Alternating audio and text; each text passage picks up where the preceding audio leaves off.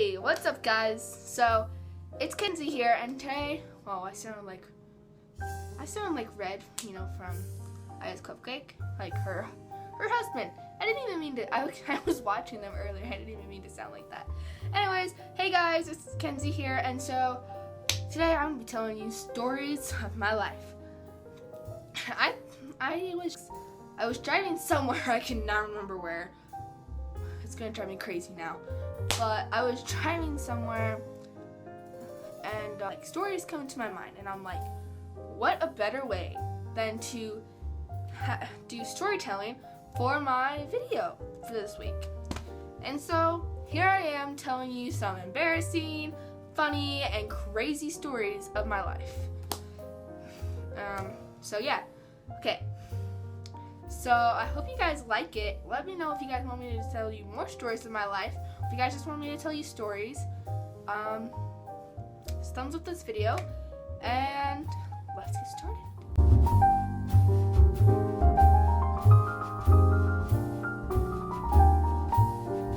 Okay, so you just saw tire, and you're like, what the flip is that,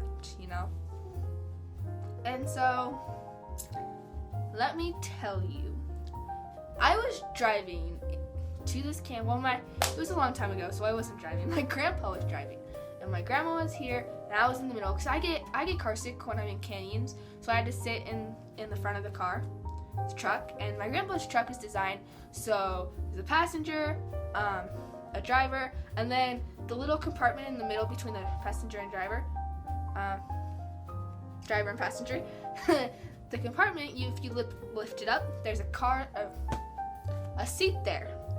And so I was sitting there, and my dad was behind us. There was a trailer in front of us, and the guy was pulling the trailer.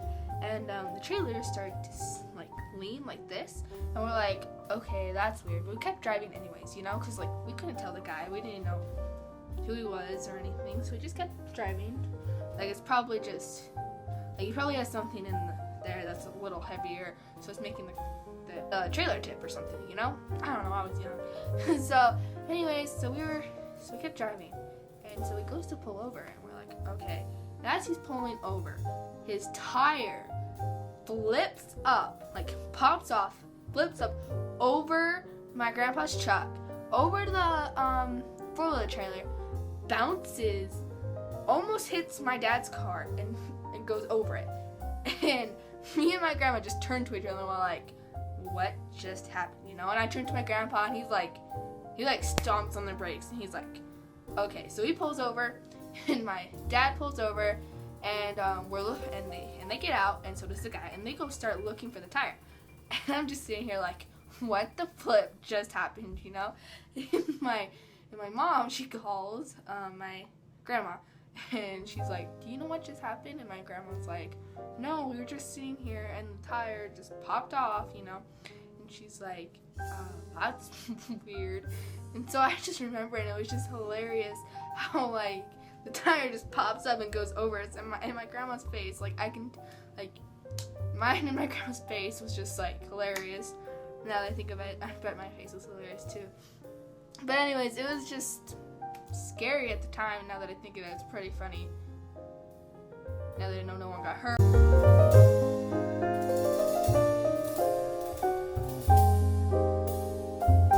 Now this, another story. Oh, let me tell you, it's embarrassing yet funny at the exact same time. I'm laughing at my own embarrassment here. So, we were sitting at my cabin's campfire. It was this year, just barely when I went to the cabin for the 4th of July. We were sitting there because my grandpa, grandma, and my aunt, because my uncle hadn't gone up yet, he was coming up the next day, and so they went to the Pickleville Playhouse. If you visit Idaho or live in Idaho, you would know about the Pickleville Playhouse. Well, let me tell you, we were sitting there at the campfire just waiting for them to come back because it was already dark, and we didn't want to go to the Pickleville Playhouse because it was expensive, and we wanted to drive the four-wheelers because four-wheelers are better. I'm just telling you. ATVs, whatever you want to call them, they're four-wheelers, ATVs, same diff. So, So, anyways, we're sitting there just waiting for them to come back. And my mom decided to tell us a story about this, just this story. And so, my uncle and my mom were sitting at the campfire, like, a couple years. Like, it was before my mom and my dad. So, like, when my uncle, when they were still teenagers, they were at the campfire, just sitting there, you know, roasting some marshmallows and stuff. It was dark, and they had this sudden feeling of they were being watched. My mom just thought it was just her, you know, and that it was just her, you know, like when you feel like you're being watched, but you really aren't. And so she was like, oh, it's just nothing. And then my uncle, he's like, do you have the feeling of being watched? And she's like, okay, this is weird. So they pack up their stuff and go. But so they tell my grandpa that they were feeling like we were being watched. He's like, oh, okay, let me just put out the fire, you know? So he goes out there, puts out the fire, and he comes straight back. He's like, maybe we should just stay inside for the day, for the rest of the night. And my mom was like, you know, maybe it's just getting late and stuff, like whatever. The next morning, a fishing gang, which is the people who make sure the sheep are in one spot, the cows are in one spot, the goats and the lions and all that, you know, they stay in like the right areas. And so they were coming down looking for a mountain lion. And so there was a mountain lion, like probably stalking them. And if they didn't have the fire there, they would probably been that mountain lion's dinner. So, anyways, as I get to the point, I got scared of that. You know, I was like, okay. So I got started to get a little bit paranoid. You know, I wasn't scared. I was just got paranoid because you know, like when you hear ghost stories and you're like at the campfire, and then you start feeling that there's like ghosts around you. You know, kind of like that feeling, except there are mountain lions around me, or something like that. So every time when like something would creak, I would jump. You know, like I was like really edgy. And so we were like, okay, let's get inside because it's starting to get dark and stuff.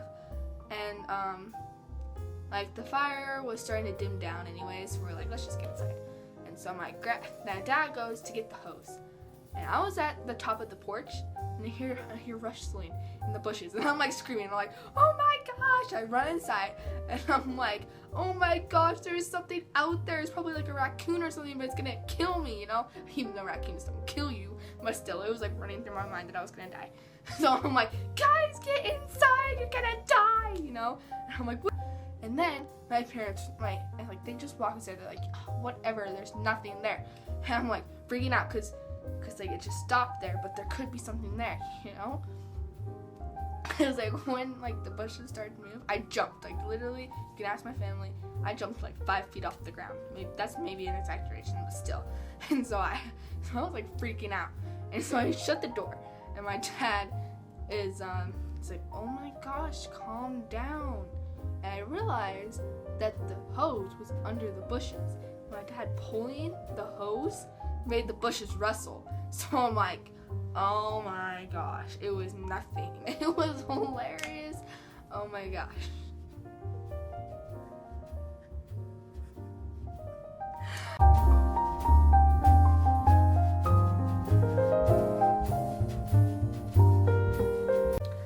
My broken arm story. Oh, that's the best.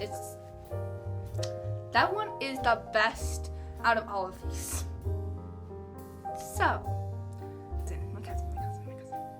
He was younger. Sorry, he was younger, and he was on the 4-wheeler chair. We used to play on the 4-wheeler chair, pretending that it was our house, you know, because that was like the only place we could play on. That wasn't all like infested with like bugs at my cabin. Cause like where we are, there's just a bunch of bugs because we have a lot of water, still water. I don't know why, we just do. And so, anyways, we were sitting there, and we all decided to get off because it was lunchtime. And I think it was lunchtime anyways, I can't remember. I think it was still in the morning because I remember we went to Bear Lake later, but I couldn't go. Anyways, so we all decided to go off, but Ollie couldn't get off, so I get on and place him off. I don't know why I got on. I think it was just so I could help him off better. So I get him off, you know, to make him sure he's safe. I have a jacket in my arm, and the arm, like, It wasn't this jacket, but it was just the closest. Like, these arms were dangling. So it was like this, okay? But they were lower. They were like lower. And I go to bend over to get off, you know? Step my foot off, you know? Next thing I fall and catch myself with this arm. The pulse jerks my arm back. I sat there screaming, rolling in a circle because it hurt so dang bad. My aunt, who was newlywed to my uncle, I think, was just there. That year, we made a path behind our cabin, which my great-grandpa got mad about that because there's a tank there, and he didn't want us to run over because that's our water tank, and if that water tank breaks, then we don't have water for the cabin, you know? So he gets mad, and so he got mad at it, and we never just did it again. But anyways, everyone was out on that trail, and so Rio was the only adult there. And so she takes me, and as soon as I stand up with my arm like this, like I was holding my arm like this, and as soon as I stand up, I see my parents coming in, and they're like, "What happened?" I'm like, and I was like bawling, so my aunt told them why, and so I'm just like crying like really bad. So they take me in, and my other aunt was like, maybe you just like tore something, and her ex-husband now was like, oh, maybe you just like ripped a muscle or some, you know, like or like something like that. And so I'm like, yeah, maybe I just have to wait, you know? And so I'm just holding it. I don't know why now. And so we were just waiting, and everyone was like, and we were like, let's go to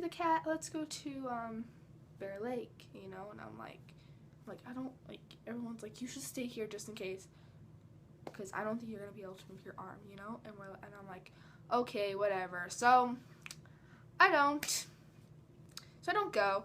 And so 6 hours later, they weren't there for 6 hours. They were only there for 4. But 6 hours later, they're like, okay, something's up. So they take me to the hospital. This doesn't get better. I was in the hospital, and it was really, really busy. So I can see why that it took forever for them to fix my arm. But I was just sitting there, and my mom's like, because I was sitting there next to the door, and my mom sees someone. She's like all bloody and disgusting, like being zoomed by. And my mom's like, okay, we're switching seats now. And I'm like, what's going on, you know? And so I sit over there, and she's like, do not look, okay? And I'm like, okay. And so I was just sitting there forever and ever and ever and ever. 4-hour-long wait. It was a 2-hour-long wait. They took my x-ray. Found out it is broken. It is actually broken. 2 hours later, they moved me outside of the hall, into the hall. People who are injured, bloody, and disgusting, and let me say I was like 11 or 10, are being zoomed by, and my mom's like covering my eyes, like, don't look at this, you know, like, you're gonna get nightmares for the rest of your life. And so, so I'm sitting there waiting. The people before me who had the room before me, she got into a motorcycle accident, and she was bleeding like terribly, because I remember watching this nurse go back and forth with the blood, like those blood packets, like extra blood, and then her blood that was bleeding all over her, you know, like so they had to clean there because it was like blood everywhere and stuff like that. And so I'm sitting there waiting another 10 minutes, and they're like, oh yeah, it's intentionally broken. They cast my arm like this. And if you know anyone who's a doctor, you would know that this is wrong. And I don't mean to judge or anything. I'm not judging. I'm not saying anything. They were in a rush. I can understand why. But my hand was starting to turn purple because they wrapped it too too tight. So they had to unwrap it and then wrap it again. And when I get back, dinner is already cold. So I had to eat cold dinner with the cast. And I couldn't eat very well. I remember when I came back because I brought a teddy bear with me. That I was 10. I brought a teddy bear with me. I was sitting there. And everyone sees my cast. Not the cast, but the thing they wrapped me up to until I get the cast. And they're like, oh my gosh. They're like freaking out and all that. And when I get home and we go to the doctor, which is the kid's doctor, and she's like, oh yeah, I figured out this like way later, but they had to re-break my arm so they could put it in the right position. And so I was like, of course.